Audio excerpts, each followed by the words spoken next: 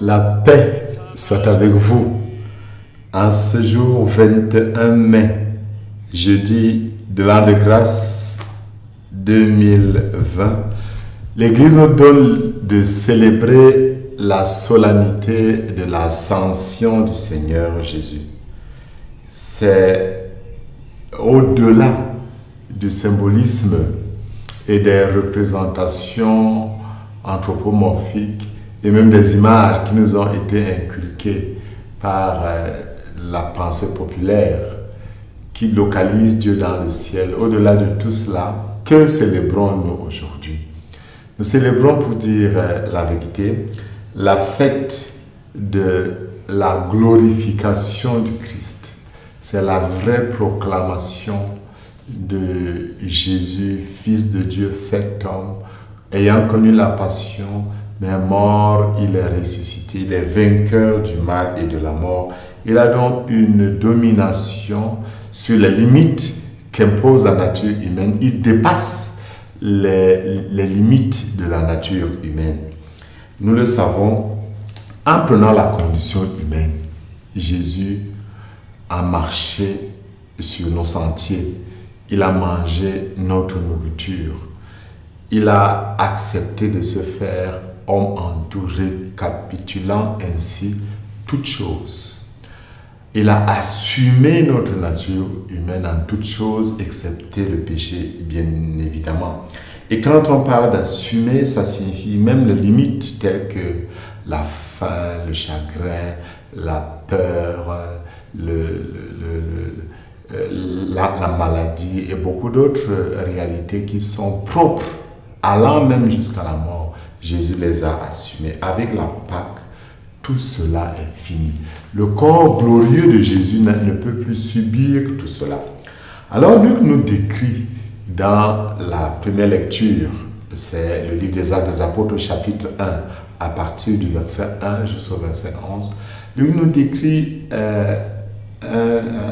une situation à la limite irréaliste, où les disciples sont émerveillés en contemplant le Christ ressuscité. Ils se prosternent, ils le reconnaissent Seigneur. Ils lui posent donc cette fameuse question: Seigneur, est-ce maintenant que tu vas instaurer le royaume d'Israël? La réponse de Jésus est claire: non. Il n'appartient pas aux disciples de le connaître, mais il va au-delà.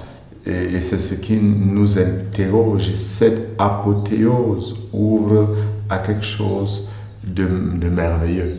Jésus vit quelque chose, une nuée descend sur lui et il disparaît aux yeux des apôtres. Il est élevé au ciel. Cela s'apparente à ce qu'on connaît déjà dans la Bible, la montée du prophète Élie, mais également à quelque chose qui est pointé par le psaume, au couronnement du roi. Voilà pourquoi le psalmiste dit: tous les peuples, battez des mains, acclamez Dieu par vos cris de joie, car le Seigneur est le Très-Haut, le redoutable, le grand roi sur toute la terre. Alors le psalmiste décrit ce roi, ce Dieu qui s'élève parmi les ovations, aux éclats du corps. On sonne pour Dieu, on chante pour lui qui est le roi. Car Dieu est le roi de la terre, que vos musiques l'annoncent. Il règne Dieu sur les païens, Dieu est assis sur son trône sacré. Alors, tout cela, les disciples connaissent ce psaume et ils vivent cela d'une certaine manière. Et Saint Paul parle de Jésus assis à la droite de Dieu dans les cieux. Il a mis sous ses pieds tous ses ennemis. Et Dieu le comble totalement de sa plénitude. Tout pouvoir lui est donné au ciel comme sur terre. Jésus lui-même parlait de la gloire qu'il avait avant la création du monde. Mais notons trois choses essentielles. La première, c'est que la glorification du Christ est aussi la glorification des siens, en espérance, bien évidemment. Tous ceux qui croient en Jésus participent par la foi à sa glorification. La tête de l'Église, qui est son corps, entre dans la gloire pas la tête seulement, tout le corps. Et Saint Paul précise dans sa lettre aux Éphésiens que c'est l'accomplissement total du Christ. Avec la glorification du Christ, c'est l'Église tout entière qui prend part à la gloire sans prise du Christ.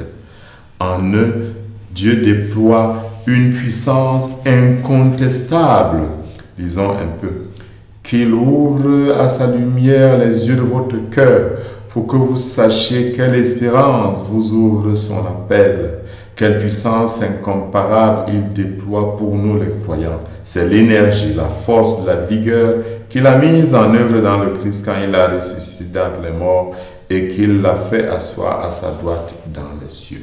Cette même puissance, Dieu déploie la même puissance pour nous. La deuxième chose, le même Esprit Saint qui est donc déployé pour ressusciter le Christ. Saint Paul le dira dans la lettre aux Romains. Le même Esprit Saint est aussi donné pour que nous aussi nous ressuscitions de nos corps mortels, que nous ayons la même puissance pour témoigner de Jésus-Christ. Voilà pourquoi le Christ promet: vous allez recevoir une force quand le Saint-Esprit viendra sur vous. Vous serez alors mes témoins à Jérusalem, dans toute la Judée et la Samarie, jusqu'aux extrémités de la terre. C'est la présence perpétuelle de Jésus. Dans l'Évangile, effectivement, il dit: et moi, je suis avec vous jusqu'à la fin des temps. La dernière chose, cette mission, allez de toutes les nations, faites les disciples, baptisez-les au nom du Père et du Fils et du Saint-Esprit, apprenez-leur à observer tout ce que je vous ai commandé. Voilà la mission qui est donnée. Mais cette mission a quelque chose de beau à mettre en exergue. En effet, la glorification du Christ introduit une nouvelle réalité dans le monde. Nous n'avons plus à fuir notre corps. Notre corps n'est plus la prison dont parlait Platon. Le Christ nous a libérés.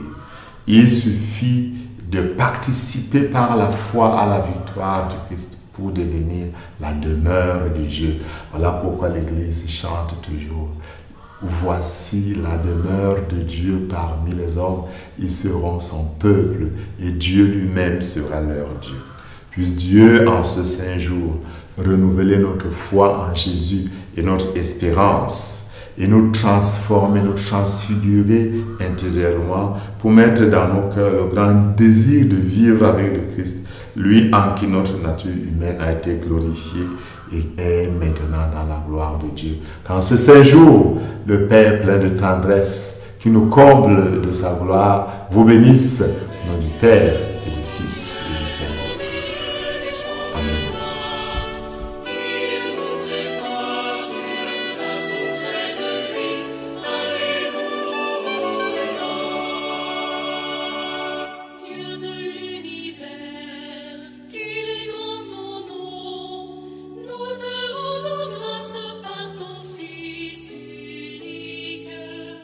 Saint-Esprit qui nous donne vie.